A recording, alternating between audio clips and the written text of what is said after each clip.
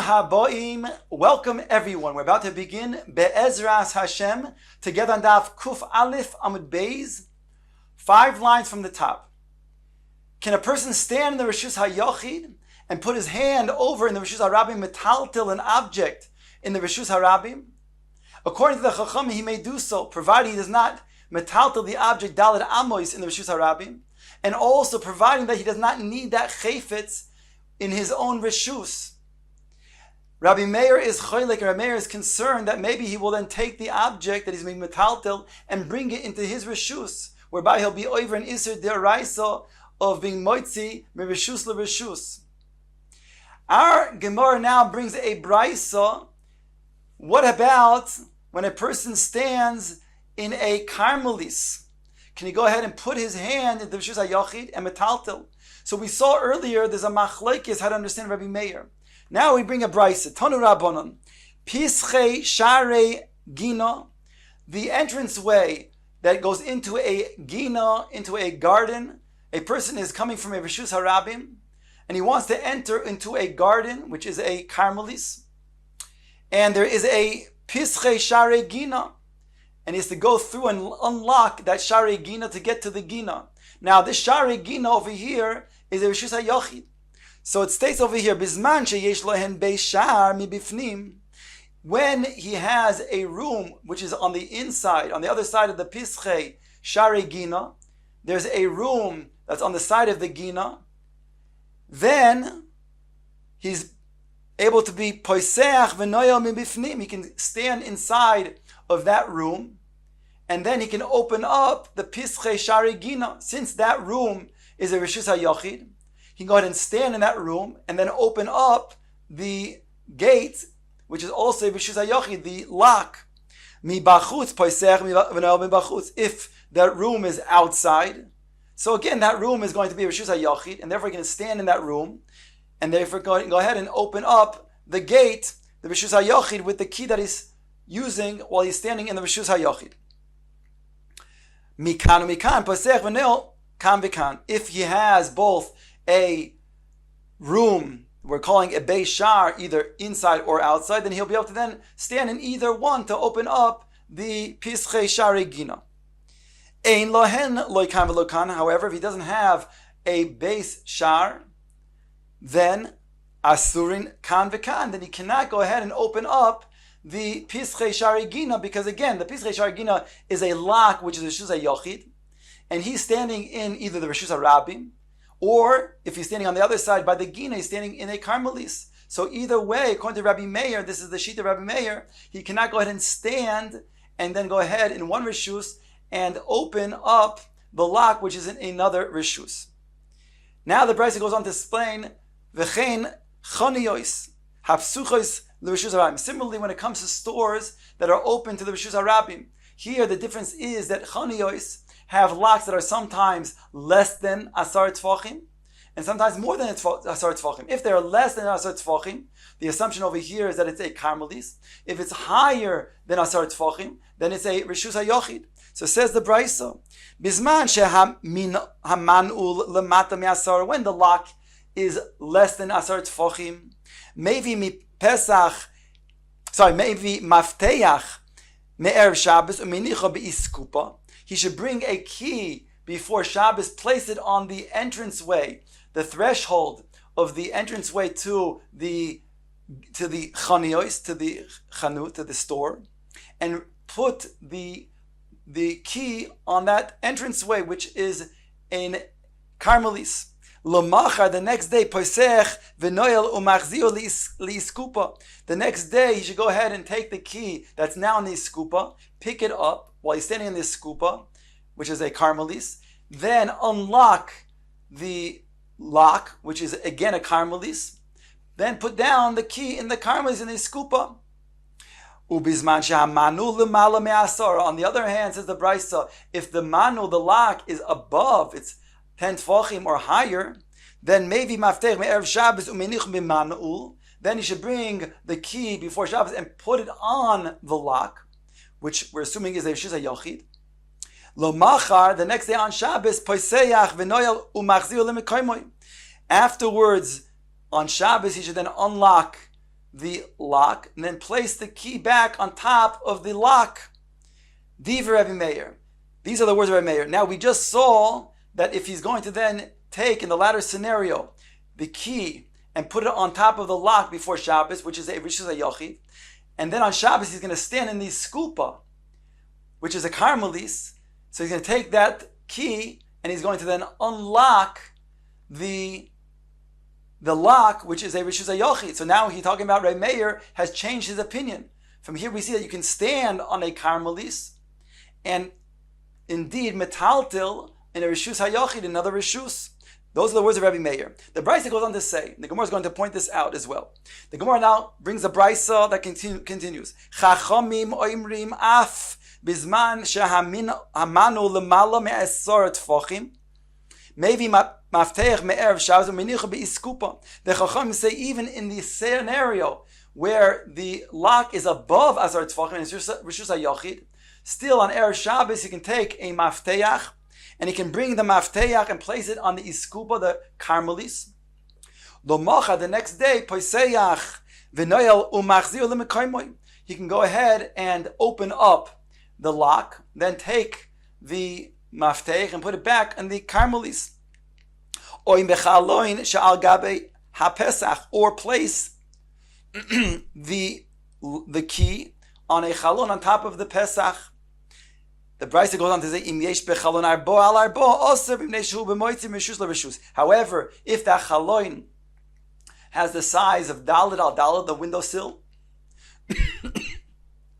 excuse me, then he may not put the mafteach on top of the window, because then it's a rishus hayochid.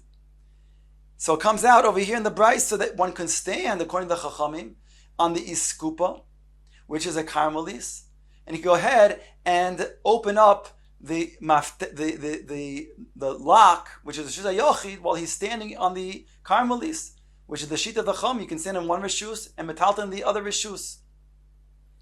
Only you cannot place that maftech back down on a place that's going to be Rishus HaYochid, because then he'll be metaltil from one Rishus to another Rishus.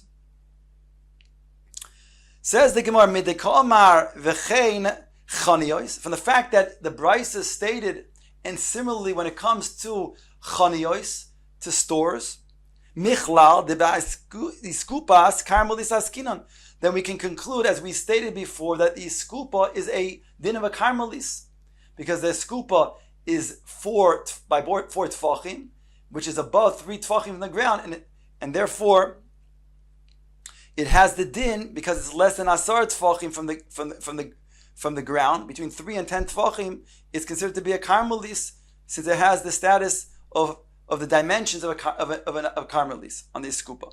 Okay, says the Gemara now, analyzing the Brisa, going back to the latter case in the chaniyos, where we have that the man'ul, the lock, is above asar tfachim. The Gemara now wants to understand the dimensions of this lock. Man'ul, hay man'ul hechidami. What is the case of this lock? Idales be'arba mokom peturhu. If it is not 4 by 4 tfachim, then it's a mokom of a petur, which means a mokom petur over here. Why did Rebbe Meir say that you cannot take the key after you unlock it and place it on? Why do you have to go and place it back on the iskupa? Why can't you put on the lock itself? Since the lock is a mokom petur, what's the problem? The is be'arba, and if it indeed has the area of daled al daled, then it's going to be Rishus HaYochid. In which case, ask the Gemara, Beholema Rabbanan af bizman she'amanu lemala mi mevi mafteach me'ev Shabbos me'nicha be'iskupa. How can you go ahead and bring the key after you have taken it out of the lock on Shabbos and put it on an iskupa? Hare, if the lock itself is a Rishus HaYochid, so you're going to then bring the key from Rishus HaYochid onto a Karmelis. L'mochar posech v'noyel boy machzir l'iskupa. How can you do that on Shabbos? Or l'chalon she'al gabe ha'pesach v'ho kametalta mekarmelis l'Rishus HaYochid. And you'll be bringing it from a Rishus to another Rishus, from a Karmelis to Rishus HaYochid. So how is that going to be possible? So either way, we have to understand what is this lock that we're referring to, what is the dimensions. Granted, it's talking about it's 10 tefachim high, but what is the area? Is it less than dalid, al dalid, whereby it's a mokum petur, or is it indeed dalid al dalid, in which case it's a yochid? Either way, we want to understand, because we have a question on how to understand the brisa, whether it's according to Rabbi Meir, Rabbi, or the Chachamim. Brings the Gemara, Amar Abai la'olam de'ein boy dalid, v'yesh boy lachuk, ulashlimo ledalid. Granted, he says it doesn't have the surface of dalid amos, dalid tfachim. However, it does have enough width that if you would extend it into the thickness of the door, then the lock halachically would be considered to be dalid al dalid in a reshus hayachid. So the question is, do we indeed extend it or not? Says the Gemara, and this is the machlokes in our brisa. The Rabbi Meir sover chaykekin lahashlim. Rabbi Meir holds that we do, so to speak, carve out the rest, the remaining part of this lock, which will extend into the thickness of the door to make it into a reshus hayachid. V'rabbanan savre ein chaykin lahashlim, whereas the Rabbanan are chaykin, and they say no. Whatever the actual dimensions of this lock are, which is less than dalid, that's what we will remain with. We won't say chaykin lahashlim. Says the Gemara, Amar Rabbibi bar Abaye shmamine meho masnisa tlas. We can derive from this brisa 3 different observations. First of all, he says shmamina chaykin lahashlim. First of all, we can derive from this brisa, according to Rabbi Meir, as we just stated, that we do say chaykin lahashlim. Again, you can take the man'ul, the lock, which it itself does not have dalid tfachim, but since if you would extend it into the thickness of the door, you can make it into dalid al dalid, then we'll give it the hashlama of that dimension whereby it's a reshus hayachid. V'shmamina hadar be Rabbi Meir mishare gina. We can also learn from here, from this brisa, that Rabbi Meir was chayzer boy. Dahainu, in the beginning of the brisa, we stated that when a person is in a situation where he's standing in order to then open up the Pischei Share Gina, we said, according to Rabbi Meir, that he cannot stand on the Gina and open up the Pischei Share Gina, which is a Reshus HaYachid. Rather, he has to have a Beis Shar, which is itself a Reshus HaYachid. If he stands in the Beis Shar, then he can go ahead and open up the Pischei Share Gina, because they're both Reshus HaYachid.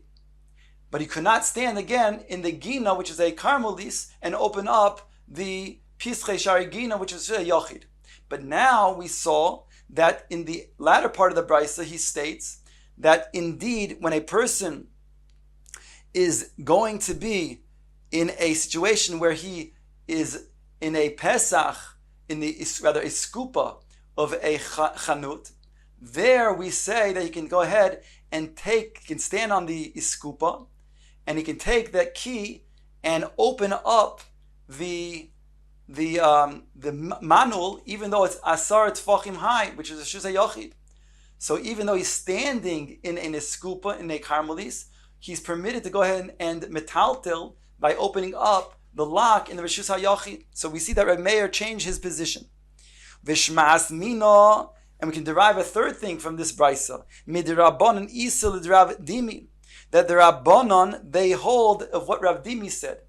Rav Dimi said, let's remind ourselves, that Rav Dimi explained, as the Gemara says, he said